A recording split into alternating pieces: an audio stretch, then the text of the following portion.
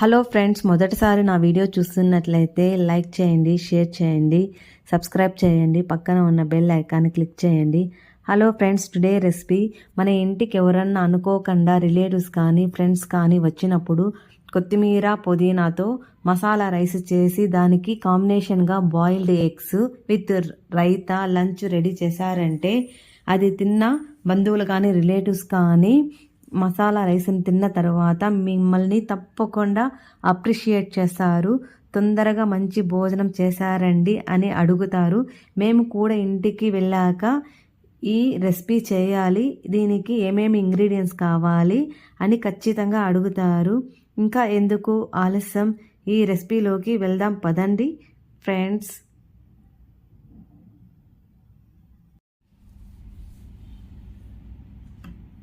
Today recipe కొత్తిమీర పుదీనాతో masala rice. దానికి కావలసిన పదార్థాలు: ఒక గ్లాసు సోనా మసూర బియ్యం తీసుకొని బాగా శుభ్రంగా కడుక్కొని 1 గంట సేపు నానబెట్టుకోవాలి. తరువాత కొత్తిమీర పుదీనా 2 ఈక్వల్గా తీసుకోవాలి. తరువాత ధనియా పౌడర్ 1 స్పూను, అల్లం తెల్లగడ్డ paste 1 spoon, biryani masala 1 spoon, పచ్చిమిరపకాయలు 8, ఆనియన్ 1, టమోటా 1, మసాలా దినుసులు బిర్యానీ ఆకు, యాలక్కలు, చెక్క, లవంగాలు తీసుకోవాలి. శుభ్రంగా కడుక్కున్న పుదీనా ఆకులు, కొత్తిమీర కాడలతో సహా వేసుకోవాలి. దీంట్లోనే సి విటమిన్ ఎక్కువగా ఉంటుంది. ఇవి పచ్చిమిరకాయలు ఇలా తుంచేసుకొని ఇలా వేసుకునేయచ్చు.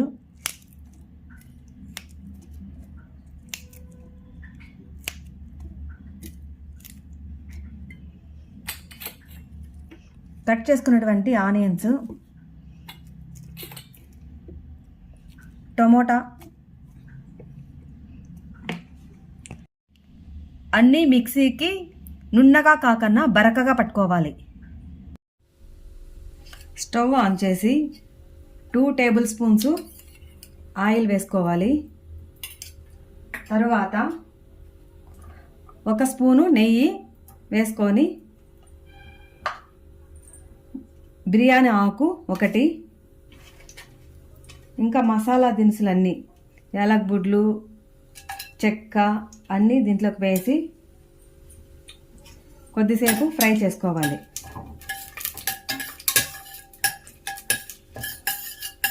ఇలా కొద్దిగా ఫ్రై అయింది కదా, ఇప్పుడు అల్లం తెల్లగడ్డ పేస్టు 1 స్పూను ఇందులోకి వేసుకోవాలి. ఇలా కొద్దిసేపు అల్లం తెల్లగడ్డ పేస్ట్ని ఇలా ఫ్రై చేయాలి. పచ్చి వాసన వెళ్ళేంత వరకు ఫ్రై. అల్లం తెల్లగడ్డ పేస్టు కొద్దిసేపు ఫ్రై అయిన తర్వాత ముందుగా మిక్సీకి పట్టుకున్నటువంటి కొత్తిమీర పుదీనాని ఇందులోకి వేసుకోవాలి. వేసుకొని దీన్ని ఒక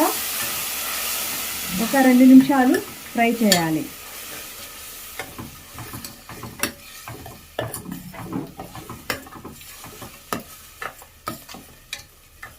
పచ్చి వాసన పోయే వరకు కొద్దిసేపు ఫ్రై చేయాలి.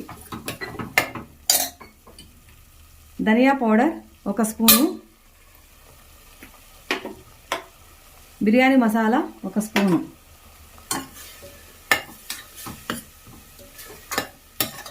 వేసుకొని ఒక నిమిషం అలా ఫ్రై చేయాలి.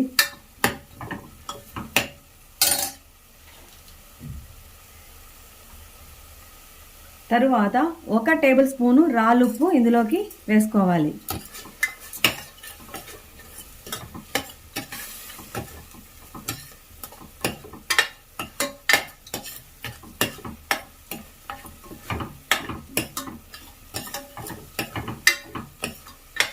రాళ్ళుప్పు, మసాలా అన్నీ వేసినాం కదా, ధనియాల పొడి వేసినాం కదా, ఇలా కొద్దిసేపు అడుగంటకన్నా ఫ్రై చేయాలి. తరువాత 1 గ్లాస్ రైస్కి 2.5 గ్లాస్ నీళ్ళు పోసుకోవాలి. 1, ఇది 2, ఇది హాఫ్ గ్లాస్.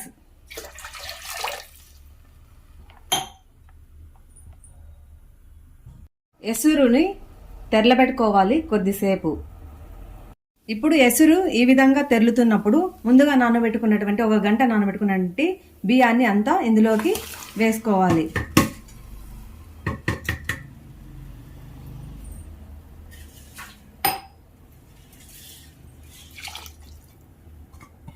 అంతా బియ్యం అంతా ఇలా కుక్కర్లోకి, ప్రెషర్ కుక్కర్లోకి వేసుకోవాలి. వేసుకొని ఈ బియ్యాన్ని కొద్దిసేపు ఇలా అంతా మసాలా పట్టేట్లుగా ఇలా కలుపుకోవాలి. చుట్టూ బియ్యం అంతా ఇక్కడ వచ్చేసింది కదా, ఈ బియ్యాన్ని అంతా ఇలా సర్దుకోవాలి. ఇలా అంతా ఒకసారి ఇలా కలయబెట్టుకోవాలి. ఇప్పుడు ప్రెషర్ కుక్కరు ఒక 3 విజిల్స్ రావాలి. ఇలా 3 విజిల్ వస్తే చాలు, స్టవ్ ఆఫ్ చేసుకోవాలి. ప్రెషర్ కుక్కరు తీస్తున్నాను. చూడండి, పుదీనా, కొత్తిమీర, రైసు ఏముందో చూడండి కలర్ఫుల్గా. మామూలుగా కొత్తిమీర కానీ పుదీనా కానీ అన్ని వంటలు చేసుకున్న తర్వాత పైన చల్లుకుంటేనే ఫ్లేవర్ ఉంటుంది. దాంతోనే ఈ రైస్ చేసినాం కదా, ఫ్లేవర్ ఎలా ఉందంటే అరోమా సూపర్గా ఉంది. కొత్తిమీర పుదీనాతో మసాలా రైస్ చేసుకొని ఇట్లా ఒక ప్లేట్లోకి సర్వ్ చేసుకొని ఈ రైస్, కొత్తిమీర రైసు ఇలా ఎగ్గు తుంచుకొని ఇలా రైస్తో కలిపి తింటుంటే నోటికి ఎంతో రుచిగా ఉంటుంది. ఇలా ఎగ్గుతోనూ తినచ్చు. ఈ రైస్లోకి పెరుగు పచ్చడి, అదే రైతా కలుపుకొని తింటుంటే ఒక్కొక్క ముద్ద నోటికి ఎంతో రుచిగా ఉంటుంది. ఇలా మధ్యాహ్నం భోజనం చేసామంటే లంచ్ పూర్తిగా మనకి కడుపు నిండిపోతుంది. మీకు ఈ వీడియో నచ్చినట్లయితే మీరు ఒక లైక్ చేసుకోండి, షేర్ చేయండి, సబ్స్క్రైబ్ చేయండి. ముఖ్యంగా ఈ రైస్ పిల్లలకి లంచ్ బాక్స్లోకి పెట్టారంటే వీటిలో టమోటా కానీ, కొత్తిమీర కానీ, పచ్చిమిరపకాయలు కానీ మిక్సీకి పడతాం కదా, కాబట్టి ఏమి ఏరకుండా మొత్తం రైస్ని స్పూన్తో తొందరగా తినేస్తారు. ఎందుకంటే అందులో తీసి పక్కన పెట్టాల్సిన అవసరం అనేదే ఉండదు.